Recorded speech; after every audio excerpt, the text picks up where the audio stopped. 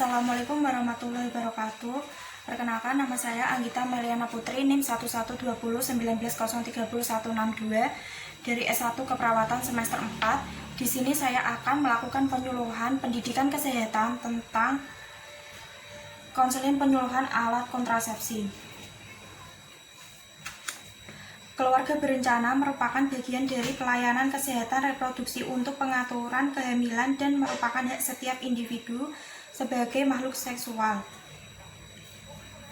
Kontrasepsi adalah cara atau alat yang digunakan dengan tujuan untuk mencegah kehamilan. Seorang wanita bisa mendapatkan kehamilan apabila sperma bertemu dengan sel telur. Penggunaan alat kontrasepsi akan mencegah sel telur dan sel sperma bertemu, menghentikan produksi sel telur, menghentikan penggabungan sel sperma dan sel telur yang telah dibuai yang menempel pada lapisan rahim. Tujuan dari pemasangan alat kontrasepsi tersebut adalah membentuk keluarga kecil sesuai dengan kekuatan sosial ekonomi suatu keluarga dengan cara pengaturan kelahiran anak agar diperoleh suatu keluarga bahagia dan sejahtera yang dapat memenuhi kebutuhan hidupnya. Mewujudkan keluarga kecil bahagia sejahtera yang menjadi dasar bagi terwujudnya masyarakat yang sejahtera melalui pengendalian.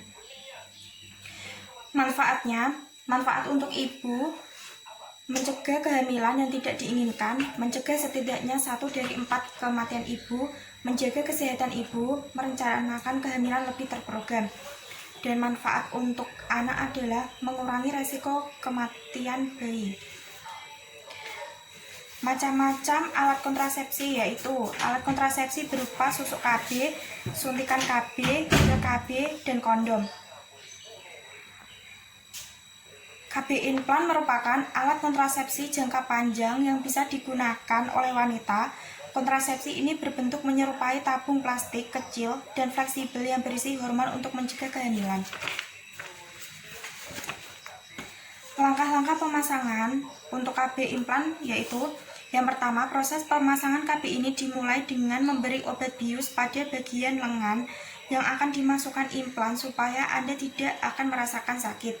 Dan langkah yang kedua, dokter kemudian menggunakan jarum kecil untuk memasukkan tabung implan di bawah kulit yang sudah dibuat bal tersebut. Yang kedua, KB suntik, salah satu pilihan alat kontrasepsi yang bisa digunakan untuk mencegah kehamilan. Lama penggunaan KB ini yakni sekitar 8-13 menit. Cara pencegahan kehamilan sementara yang paling efektif bila diminum secara teratur. Kelebihan: 1. Penggunaan pil KB mudah karena hanya dibutuhkan kepatuhan wanita untuk meminumnya. 2. Kehamilan bisa segera terjadi setelah Anda berhenti minum pil KB tersebut.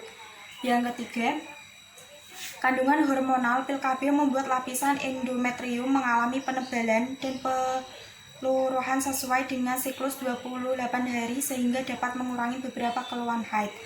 Namun ada kekurangannya. Yang pertama, terasa mual bila dirasakan selama 3 bulan pertama. Yang kedua, terjadi perdarahan di antara masa haid, terutama bila lupa atau terlambat minum KB pil. Kontraindikasi: kontrasepsi pil tidak boleh diberikan pada wanita yang menderita hepatitis, radang pembuluh darah, kanker payudara, atau kanker kandungan. Untuk efek sampingnya, pemakaian KB pil dapat menimbulkan efek samping berupa perdarahan di luar haid, rasa mual, bercak hitam di pipi.